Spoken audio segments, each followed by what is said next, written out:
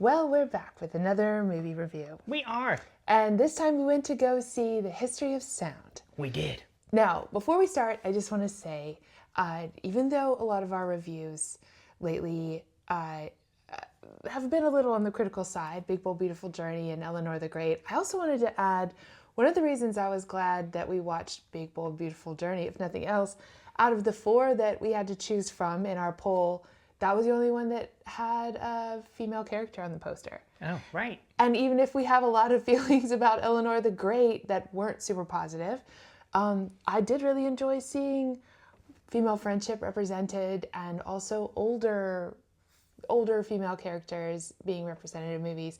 So I guess I would say yay to all the representation we've been seeing. Yes. And but we're just here to discuss the finer points and our thoughts about them because it's fun to discuss movies. So, which brings us to the history of sound. Right. Now, I asked if I could kind of take the lead on this. Sure. And then we'll kind of keep talking about it as we go. You just chime in whenever you want to. Okay.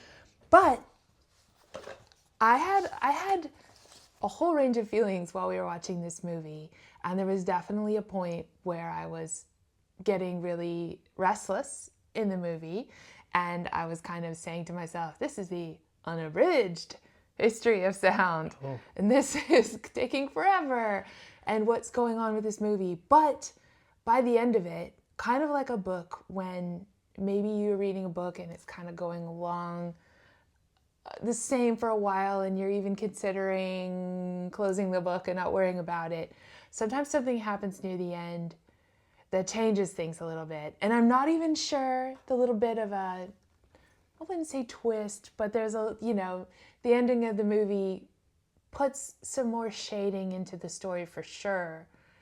But I think overall, I walked away feeling pretty, having a pretty memorable feeling about the characters. And I think that to me, this is a movie about authenticity. Oh, okay. And so here's what I think. I think that Lionel, played by Paul Mescal, was a real natural when it came to music. At least that's how the story's told. Yes. In fact, it opens with this big promise, this big statement about his musical ability, that he can taste sound. I mean, yes, taste it and hear it. It was like all the senses. He knows what notes the frogs are singing in chorus, and he knows the color of different chords and things like that. And that was narrated by his older self, right? I think at the start it was Chris Cooper as his older self, I think. Okay. He certainly narrates through some of it. Anyway. But yes, there is a narrator saying that, yes. Knowing, which I appreciate this about us, we go in super cold. Like, I didn't watch any trailers, wasn't sure what this movie was going to be about. History of sound, black and white poster. So I'm like, ooh, what are we in for? And can I just pop in here to admit that I saw the trailer, and for some reason I remembered it being a lot more of a jolly looking movie than it was. And I've tried to find those same trailers. I think when the trailer I probably saw involved a lot more scenes of them at the piano, right, and other things where it just looked like people were having a good time. And I think I thought the movie was going to be about people writing musicals. Yep. But that wasn't what it was about. No, and I thought as it started, especially like you said, with that speech at the start of, I knew what the frog's key they were croaking in. You're like, well, this is a natural born skill. And does that mean he's going to become a super musician, or he's a conductor, or a choir leader? I wasn't sure where this is going to go. And then when we get into, where did it was rural Kentucky, 1910 is where it starts. Yes. Great job, like, showing the bleakness. Sorry, Kentucky, but 1910, woo! That was bleak. That was kind of sad. And he's a farm boy, right? And he hears his dad singing. Right. And the dad has a beautiful voice. And I think the narration was still going like, my dad sung in the key of whatever. And so still showing this skill. And I thought, he's gonna, like, the film's called History of Sound. This guy's gonna be Elvis or something. Okay, yes. I too thought that this skill that he talks about in the opening was going to factor in more. Right.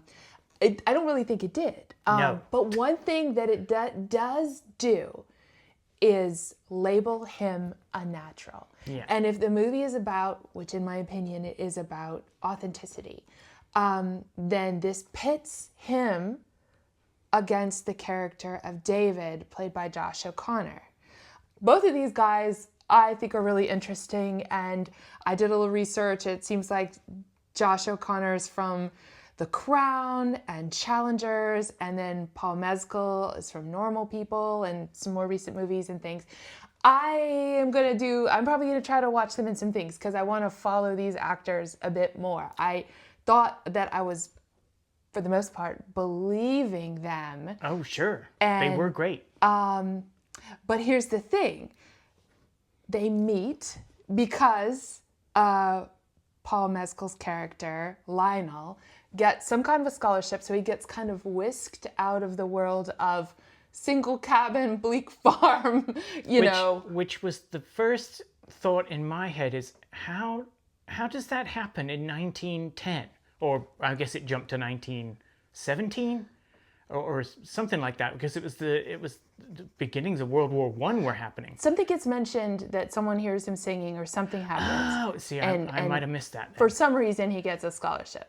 But anyway. That seemed like such a jump to go from rural farm boy to now he's in a big city kind of college environment. Right, and when they pick up there, he's already a teacher of some kind. So Sure. I think it would have been nice to see this character experience the first tastes of non-Kentucky farm life. I think that would have been cool. Right. But that's not where they choose to pick up.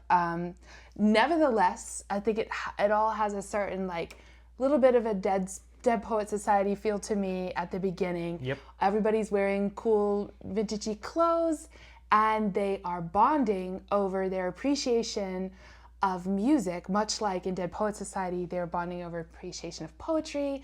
That is very similar. The lyrics are definitely poetry. So what I want to say is that they meet because David, Josh O'Connor's character, is at a piano in a bar. Now, interestingly, I would think Lionel, Paul Mescal's character, would be the one who would be the loner at the piano. Right. I really kind of thought he was going to be the one at the piano, but really he's at a table with a group of people. He seems to be. I'm making a note here real quick. He seems to be, doing just fine, getting along with people at this university or whatever. But he hears David playing a song that he recognizes from his home. Right. And it's a song that actually his dad had played on the porch there. And it is a folk song. And they strike up a conversation about this. And really, David is kind of a jerk. Mm-hmm. Like, he is a gatekeeper, and he's coming at it from the angle of I'm a collector of these songs. It's that whole I've been listening to this band longer than you have. That's true. I did not think of it that way, but yeah, he was definitely gatekeeping. He knew every song until Lionel was like, "You ever heard Silver Dagger?" Have you ever heard this one? Yes. And I was feeling that so much in the beginning of the movie. I was like, this is exactly the thing, the hoop you have to jump through with people. They are they're the experts in things, and then you try to get on the conversation. And he was really brushing him off until Lionel sings a song for him, and then he is impressed. And it turns out, Lionel comes by this knowledge so honestly, so authentically, and David is more of a collector of it in an academic way. Lionel's the real deal. Right. He's grown up around this music and has a whole different background. Socioeconomically, they seem to be very different. Now, David does have some tragedy attached to him through I guess both of his parents died somehow. Did they never really explain that? I cannot remember. I just remember some sort of line about he's an orphan. Right, and in all of this, Lionel's kind of trying to connect with him. I feel like Lionel's trying to connect with him, honestly, the whole time. In fact, Lionel, what I just scribbled down was golden retriever. I think Lionel kind of has like golden retriever energy, like as they say about people. Like I think he's kind, he's warm, he's real, he's authentic, he's not putting on airs. He's excited to talk about this music. He's excited to connect with people over music. I may interject there and say, Okay. I agree. He's kind and warm around David, but we do get to see Lionel not be kind and warm later on in life with certain women in his life. I thought he was a bit because I guess he's being true to himself, but any messages he got through the film, through the years that it spans about David, man, he was just like, that's it, we're done, I gotta go. Okay, I hear what you're saying. Well, and the thing is, I think the real, if this movie is a sandwich, then the real good stuff in the sandwich is the time that David and Lionel Yes, go on a trip together. Right. So basically, I agree with that, yes. well, after that initial meeting, there's an attraction between them, and they end up going back to David's place. And David, this is the thing, like David, I think wants, I think David's even so good about keeping up walls. He offers him water. He says, come up for some water. And then he's like, oh, I only have one glass. It's like he wants intimacy, but he's not really going to say that. He's just going to like make it happen somehow. So yeah, these guys definitely like, there's an attraction between them. They are like together, and it's a romance to some extent, but mainly David's got to go to war. Right, the draft happens. Yeah. So David goes off, and then he comes back, and when he comes back, we have a feeling he's seen some stuff. There is a shake in his hands at one point. We're not really sure what all he's seen, but the time away from David for Lionel, this is where we get into unabridged history of sound. I feel like the movie is really trying to make sure we know how much silence there is. Oh, sure. In the world in 1920, I think, he was back from the war, right? And it was like, Lionel finds out he's in Maine. He's back from the war and he's in Maine at a school. And so, yeah, Lionel just drops everything like a hot potato and woof, he's up there. Yes. And what I was saying was, he's trying to show us that there's so much. I feel like the movie's trying to show us. I was kind of in the middle of a sentence. Sorry. So trying to show us how much silence there is in the world without David. So when Yes. they're together, there's music and singing. Right, And I right. feel like the movie almost forced us to live this. Yes. Oh, and, know. sorry, that was in my roundabout way to add to your point you were just making. Okay. The long shots of like, scenery and fields and the forests and the stuff they walk through together. Yeah, you're right. It's like no sound, chirping birds, not much of a soundtrack to the movie, and then singing. And it just really brought home, like, when people sing, like, it can be super beautiful, especially when you've had silence for so long in the movie. So that was really effective. Right, and there was just a lot of bleakness and a lot of waiting for like, when does this movie get fun again? Why does Lionel have to go back to this farm where he's going to be talking to his bleak portrait of a mother? I mean, she's kind of just super bleak, and then the dad is like discovered at some point just fallen over on a short tree or something. Like the whole thing is just grim. Yes. And then he hears from David that he wants his help going around and collecting songs, and he's pretty much like, you're right. Yeah, if it's a woman in his life, he's a little bit like, Bye. all right, It's been real. good luck with all of See that. ya. love with David, and he makes me happy. You don't. And Anyway, and he wants me back to come help him, and I'm gonna help him with whatever he needs because there's something about him. So yeah, and when they see each other again in that, I guess, train station, right? I definitely like the way that David looks at Lionel. It's just that whole like that kind of like smile, not a full smile, but just a really My chair. a really knowing look, a really intimate look. And there's a lot of history in that look. So I think the acting there is great. And then they go on this trip to go try to collect songs, and they're using some kind of invention that The wax cylinder. right to capture these performances. And the way that David suggests they go about this is a way that he learned from his uncle, who I think he really liked. But the way that he goes about it is kind of like lying. He's saying like, oh, if you want to get this, just say we're doing this. Just say we're doing this. Say whatever it takes to get them to sing for you. And I Right. really think that that's where he's representing the inauthentic, and Lionel just is more of a kind of guy who's going to ask for a song, and he's going to bond with the people, and he's even going to explain how the machine works to children. And Yes, that was a very sweet scene. it was a sweet scene, and also to me it was kind of a poetic metaphor, in this movie, because he was talking about that the sound, when the sound comes out, it actually like moves you, and it touches you. Right. And in terms of the wax, it's making a mark. And so if we think about music touching you and leaving a mark, like that's really what's happening. Which it does. We've all got a favorite song. And so as I'm saying all this, you would probably think that I wasn't making fun of the movie.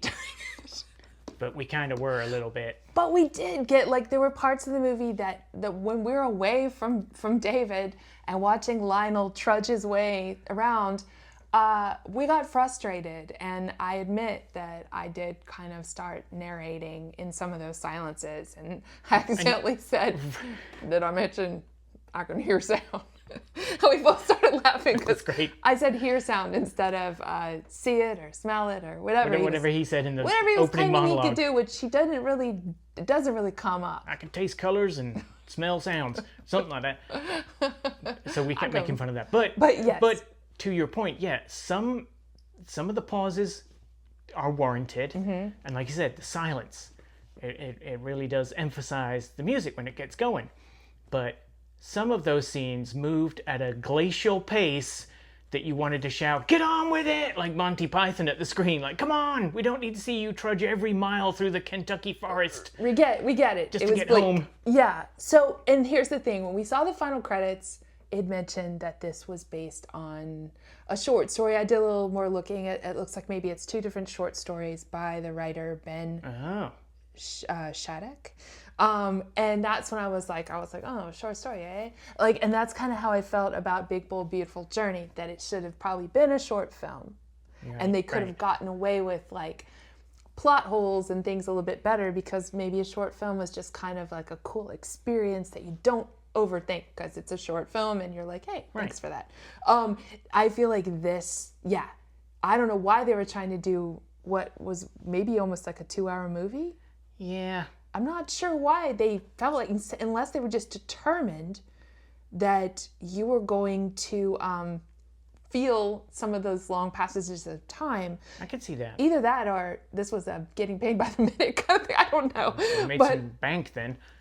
Oh, but something just popped into my head. So, seeing as we've seen some movies that include lying, Yes. and they include lies for like maybe the benefit of the protagonist, but in sort of a I'm doing this in a kind way, kind of Eleanor. So, but this one has Eleanor. this, and spoilers. We're always going to have spoilers because we're just going to talk about the film. Spoilers but, only. Okay, so David's like, "Hey, I got this gig. We got to go track down sound music and folksy music that's never been recorded. Great, and it's for the college." That turns out to be a lie. So was that just to get Lionel? Like, was that a way to get Lionel to him? Like, music might draw him back to me? I'm not sure why that was a lie. Okay, well, I think, yes, I see what you're saying. And that is a little bit part of the little bit of a twist. Some things we find out near the end that one thing we find out is that he was married to a woman. Right, yeah. A much younger woman who was like his neighbor and had been kind of obsessed with him and sort of feeling sorry for him. And I think that is the case. Like everybody's trying to be more connected to David, like this neighbor. And I think like Paul Mescal's character, Lionel's even worried about him. Like, hey, I'm sorry about your uncle. I'm sorry about, trying to make an emotional connection with David. I think David's just got so many walls. Right. And really, yeah, these guys are gay in 19 whatever. And, right, so how scary is that? Right, and I think that like Lionel is somehow more comfortable with accepting it. Right. Whereas David clearly went ahead and got married to somebody, a woman, and then is makes an excuse to have this big trip. I mean, they go all over the place. Yeah. They're camping out together, they're rolling around together, and they're making all these amazing recordings on wax cylinders. And I'm reminded of another musical related movie that for me tended to drag a bit, but had a scene that really hit home for me.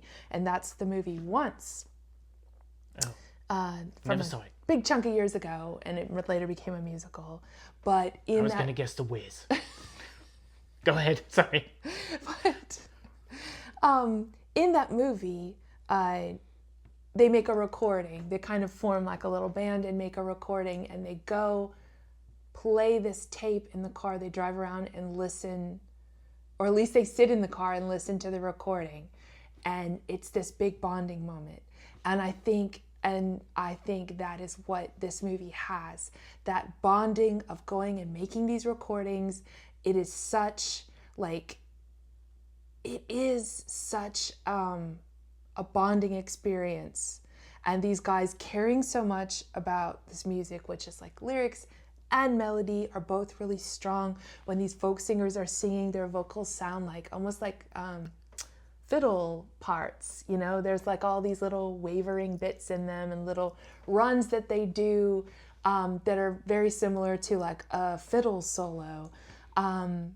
And it's all very stripped down. And again, folk music sung with no or very little accompaniment is right. Raw and yes. vulnerable and honest. And in this space, David's getting to be really probably the guy he wants to be, a guy who loves collecting folk songs and loves being in love with a man. And they have this big trip, and Lionel even offers, right, to like, hey, I can come back and help you with this further. And David... And yeah, that's where I thought the movie was going. As soon as we got into the wax cylinder sort of montage of like traveling all over and meeting these people, and I was like, oh, is this going to become like, and we've moved on from wax cylinder to records being pressed. I thought it was going to be like the history of this, like kind of sound. Like, my goodness, are we going to find out these two were like the invention of like the music industry? And right. yeah, after the sort of wax cylinder part of the film, why do they, so how do they go apart each, like that was it, we're done with this? Yeah, David's just kind of dismissive and says right. like, I'll get a student to help me. Well, the reason he can't let Lionel come with him is because he's a married man. Right. And married to a woman. And he's living this double life, and this is the part where he's being free. This is his secret, kind of like reverent time together with Lionel. And they have this great time. And I'm reminded of like, for one thing, about how sometimes people we meet in formative years just have such a lasting hold on us.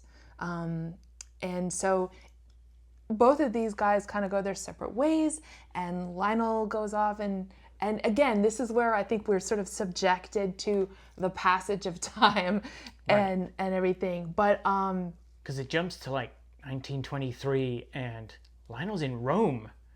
And we don't get that sort of chunk of what did he do? right, What happened to, like, you're in Rome? right. So he's singing. He's Right. he's using his musical talents different ways. So part of me appreciated, like, we don't get to see that. he's having his life. Right. And the movie's just sort of going, here he is now. He's having this kind of crazy, living his best life in Rome. But not really his best life, because Right. he's still hung up on David, and he's writing him letter after letter after letter, and he doesn't get a response.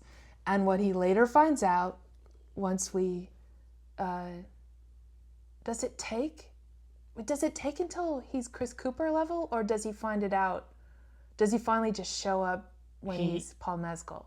Yeah, when we find out that David is passed, he goes to track down the address. He knows the address because that's where he's been sending the letters. So Yeah. I think he makes like a journey to go see, like, where he lived, maybe, or doesn't somebody tell him, like, oh, he was married, and he's like, well, I guess I'm gonna go find out some history of this friend of mine.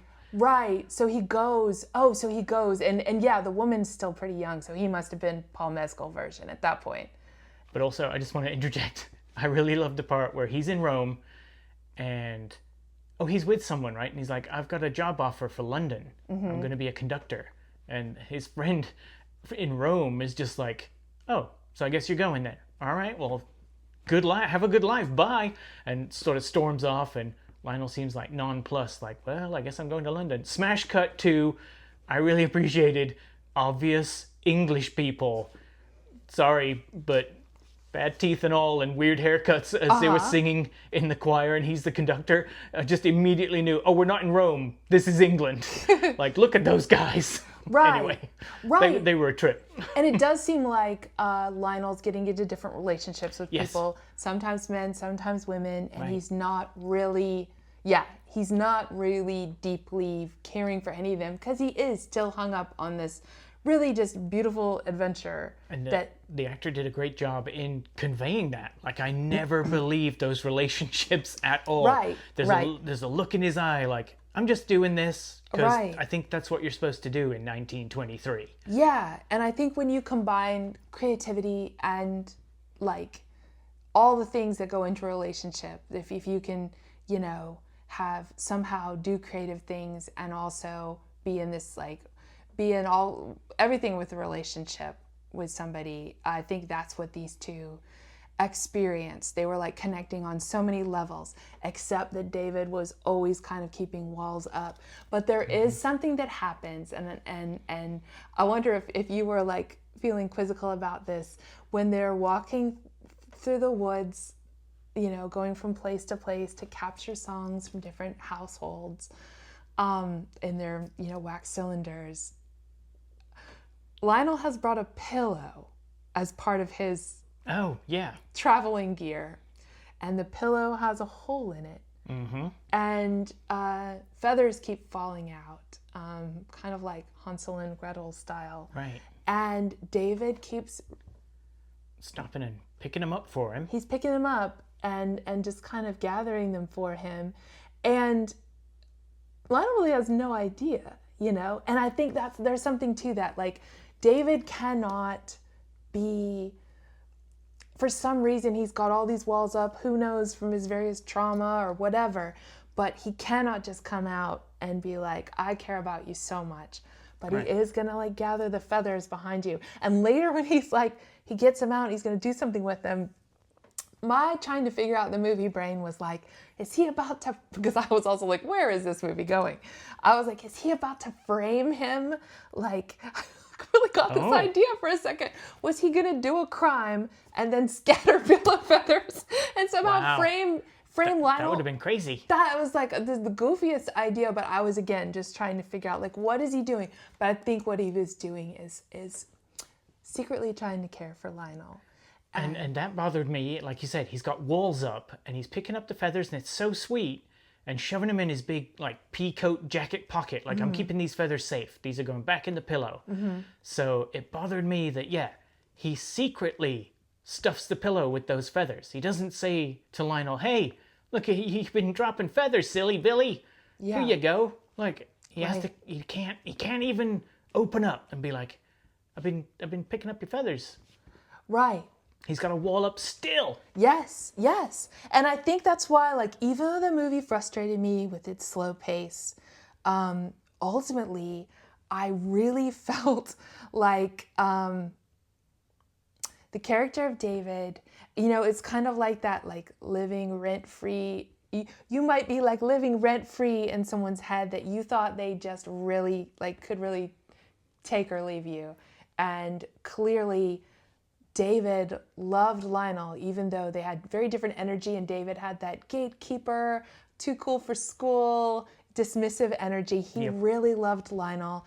And I guess when he realized that he was in this position, he'd kind of painted himself into a corner, at least in his own mind, that he was never going to really get to be with Lionel. He was going to have to be married to this girl, and he could never truly live his life like he wanted to. He kills himself. And that's what Lionel has not realized. He's been mailing all these letters. The wife has been reading them. Oh, that's what led him to. He goes to the college to look for the wax cylinders. And David, obviously, he wants to talk to David and mentions the wax cylinders. And that's when we learn it's a lie. It's like the professor's like, yeah, I knew David. And he's like, what do you mean knew? And he's like, oh, I'm sorry, did you not hear? And then Lionel's like, you know, shook, but he's also like, well, we were doing this project to record songs on wax cylinder. And the professor's like, don't know nothing about that. Right, right. And so he goes and meets the lady, and this is where, you know, she's already remarried and has a baby and stuff. But she is able to, like, catch him up on what happened. And it seems like all this time he was writing letters and you know, And David, she was reading them. and David was already gone. And so, lo and behold, in this flash forward, Lionel's being interviewed on a television show, and that is how, and he's now Chris Cooper, Right. and that's how the David's widow was able to contact him and send him. She actually finally found the suitcase of wax cylinders in the attic. And that was a funny note that you leant over and whispered to me. It's like, because he asks her back in 1927, and she's like, don't know nothing about no wax cylinders, bye. And he's like, oh, well. And then we jump to 1980, Chris Cooper on TV. Right. She's like, I've just mailed this box. Mailed? Wax cylinders, US mail, woof. But then when they said in the note, these were in the attic, you leant over and went, they would have melted. Yes. I appreciated that. It's like, I mean, you don't store wax cylinders in an attic, folks. Right. I mean, unless we're wrong about this, but I mean, I think they're pretty delicate. I've held one. Oh, really? This squirrel has held a wax cylinder. They are delicate. This squirrel has done so much. I have. You never cease to amaze me, squirrel. But yeah. The pressure was on to hold that thing and be like, oh my God, I could break this. Which, I have a quick question for you as a musician and singer. Okay. Everybody, like, talk about pressure. Wax cylinder. Lionel explaining to children in a sweet way. Here's how we record sound. It's grooves and it's bumps and it moves you. Great stuff. But A, nobody warmed up. They immediately just went into singing. And B, nobody flubbed their song. Like, I would be nervous to be like, we get one recording. We've only got 40 wax cylinders. You get one go at this. Sing! And everyone was just like immediately singing beautiful songs. No one went, oh, sorry, I gotta warm up. Oh, is that on the wax cylinder? Crap! Well, yeah, I see your point. Like, I think it's always been kind of precious. But I think, you know, and it gets easier and easier, and now we're in this age where, you know, we can just record, and we're clearly taking our time in this review. That's right. And no second takes here. I do think, though, that, I mean, part of that is cinema, and part of it is that this music, everyone was so good at it. I mean, it was just like almost like part of their life. And I think that is also another indication of the authenticity, that all these people were kind of like naturals, and they sang it from their heart. You know, like it's their heart language or something. That's true. To do these songs. So I think, but it also makes a beautiful story that they just go, time to time. And it's almost like capturing bird song. Those birds don't have to give it another, can I start over, like if you're recording bird songs. And that's, just how natural it is to these characters. So yeah, I did think that it's unlikely that these things would have survived in the attic. But as much as I was like over that, when Chris Cooper opens them up and starts listening to them, and he's still got he's got a machine like that sitting right there, of course, and he seems like he's a lonely ethnomusicologist or something. Like he's basically continued to do this kind of work, I think, that David was into. But he's listening to some of them, and then he puts one on, and it's like David's voice talking to him and basically saying goodbye. And the way he sits down in that chair, again, a great moment of acting. I feel like we had to wait, We're like waiting in the woods. We're like the great moments of this movie to come along. We're just waiting in the countryside, waiting for these moments, but they do arrive. And that really, imagining just suddenly getting to hear the voice of someone you haven't heard in so long, and they're finally kind of explaining to you, and then he sings the song that is it's the first song of the movie.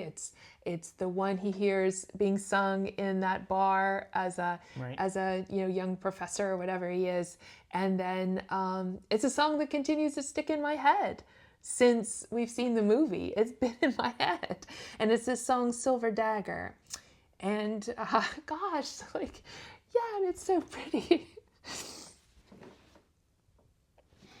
Anyway. They were beautiful songs. Yeah, and it's, the lyric is, it ends saying like, and y'all are gonna learn I'm a big softie if you don't know this by now. But occasionally I'm gonna cry in one of these. And shouldn't we cry sometimes over, isn't that what any filmmaker would want, Right. But it says, for I've been mourned and I've decided to sleep alone all my life.